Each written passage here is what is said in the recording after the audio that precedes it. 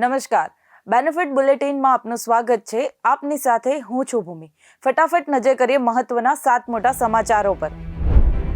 ગુજરાતમાં કોરોનાના વધુ 4 કેસ નોંધાયા. સુરતમાં ખાનગી હોસ્પિટલમાં નોકરી કરતી 40 વર્ષીય યુવતી અને 73 વર્ષીય વૃદ્ધનો રિપોર્ટ પોઝિટિવ આવ્યો. બનાસકાંઠામાં પણ 2 કેસ પોઝિટિવ આવ્યા.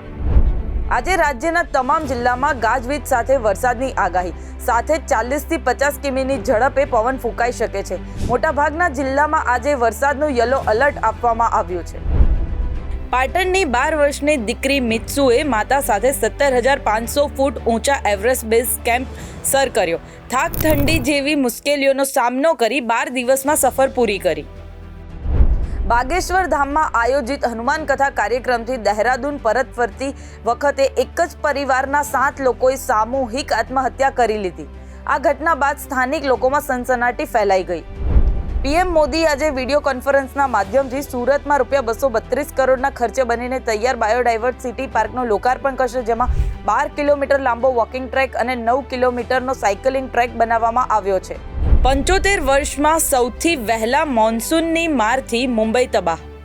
મુસળધાર વરસાદથી 6ના મોત, રેલ લાઇનો પૂરમાં ડૂબી, ગામો પાણીમાં સમાઈ ગયા તેમજ વીજળી પડવાથી 4ના મોત અને નદીઓમાં જોખમી પૂર.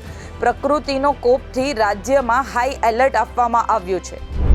નારોલમાં ખાડકૂવામાં સમારકામ કરતા ગુંગળામણથી 3ના મોત થયા હતા, જેમાં એક યુવક બહાર ન આવતા 2 યુવકો મદદ માટે ઉતર્યા હતા. ગુંગળામણ કે પછી વીજ કરંટથી મોત થયું છે તે અંગે હાલ નારોલ પોલીસ તપાસ કરી રહી છે. આવી જ ન્યૂઝ અપડેટ જાણવા માટે જોડાયેલા રહો બેનિફિટ ન્યૂઝ સાથે.